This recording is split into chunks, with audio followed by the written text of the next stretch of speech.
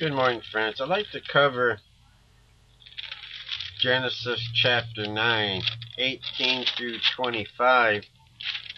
It might give you a little bit of understanding why understanding idioms are so important.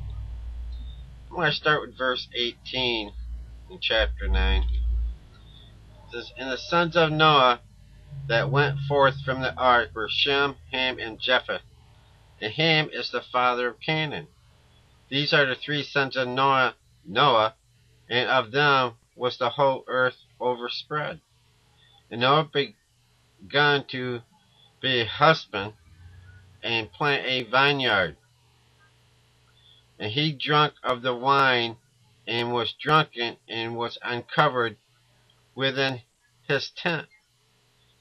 And Ham, the father of Canaan, saw the nakedness of his father and told his two brethren without. And Shem and Japheth took a garment and laid it upon their shoulders and went backwards and covered the nakedness of their father." Underline that. And cover the nakedness of their father.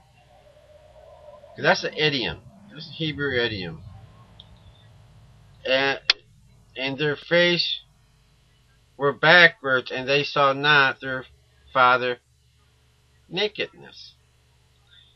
And Noah awoke from his swine and knew what his younger son had done unto him. And he said, "Cursed be Canaan, a servant shall he be unto his brethren." Now, idioms is the best way to see it as slang language. It's like what we got today in America. Everything has a little slant to it in our speech. And to understand this and cover the nakedness of their father, you have to go to the book of Levi. I call it Levi. It's the book of Leviticus. And in chapter 18, you should be able to pick this up for yourself as I read it, but I explain it.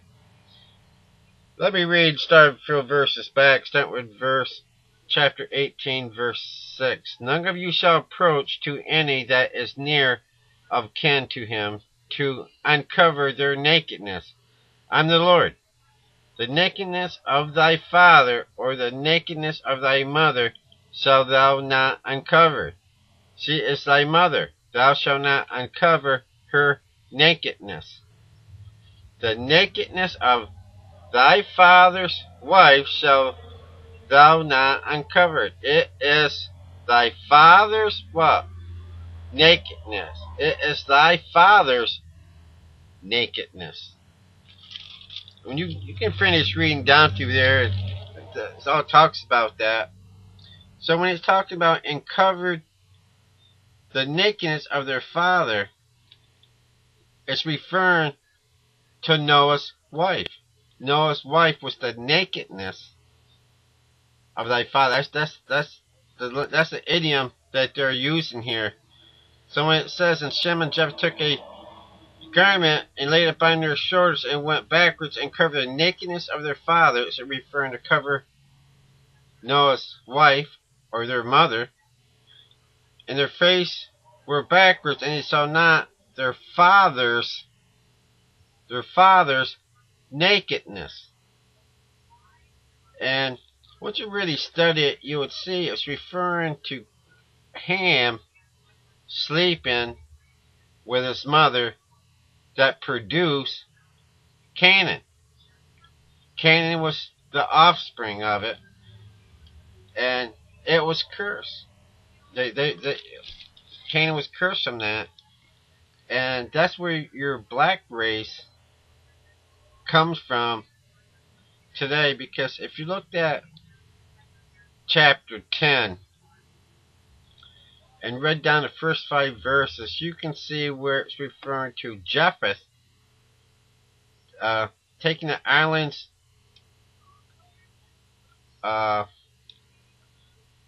of the Gentiles. If you really study all these different places they talk about, it's along the Mediterranean seaboard, and actually Japheth's race, we're which I believe I came from, is actually they went up into the Georgian country, which is today a part of Russia. And from there, they spread and eventually, across the Bering Strait and end up over in America. But there's a lot of wars and fightings and women being taken captive. So exactly where everybody came from is, that's neither here nor there. But when you see that Jephthah's race,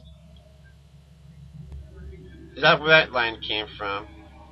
Then when you look in the same chapter from verse 21, it's unto Shem also the father of all the children of Eber, or Elber. I ain't sure how I think it's Eber is how it's pronounced. In Eber, once you trace that language, all through the Bible, trace your generations. I forgot how many. I think it was either maybe 10 generations or something later on. Guess who pops up in that generation? Abraham. And Eber, if you look it up, it's been many years. I believe it simply means Hebrew. So, Abraham was a Hebrew. Abraham wasn't a Jew. The Jews always referred to him as the father of faith because along that lineage was all the promise came. And he walked with, we all know the story of Abraham, but Abraham was not a Jew. He was a Hebrew. He was a Gentile. And but we can get off a different subject in that. And if you back up from 6 to 20, you can see the line of Ham. And if you study these different places, which takes some time, you'll see this is where your black race came from. Because it clearly shows the areas that Japheth took. And we know what Shem race was the line Christ came through. That's only leave one line left, the line of Ham. And that's where you get your black race from. And I believe it came because Canaan was cursed, which was the offspring of Ham sleeping with his mother. And God cursed them for it. It's basically that simple. There's nothing really biggie. It's just something I was just going over today, and so I'd share it with you a little bit. And so I hope it gives you a little bit of understanding why understanding idioms is so important in understanding your Bible. It's not much difference when you're reading in, since I got plenty of time, in the New Testament, where, let me pick out one here, Romans 12. Go to Romans 12. I'll just kind of refresh my mind in idioms today. Romans 12, verse 20, it says, therefore, if thy enemy hunger, feed him. If he thirst, give him drink. For in doing so, thou shalt heap coals of fire on his head. And it took me a long time to understand heaps of coals of fire on his head.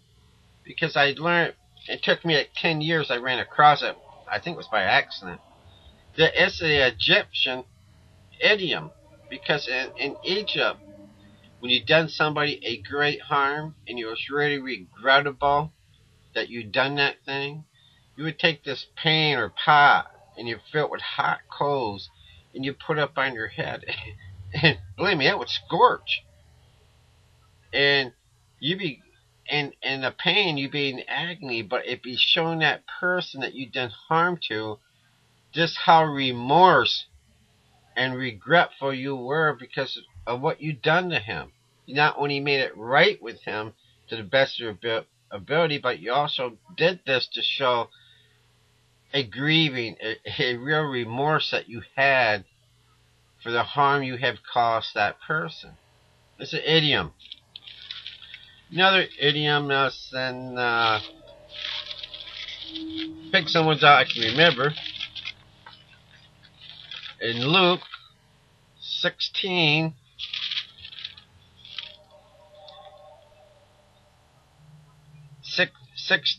Luke 16:23, when it says, and how he lifted up his eyes, being in torment, and seeth Abraham afar off, and Lazarus in his bosom.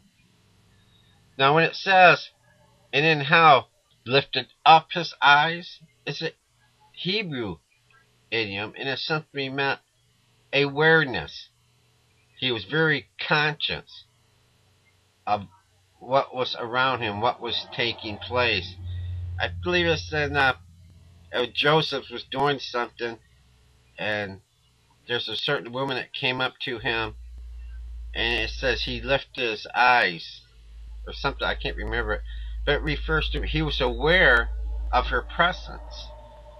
It just idioms. There's many idioms in the Bible that we have to understand if we're going to get a full understanding of what we read.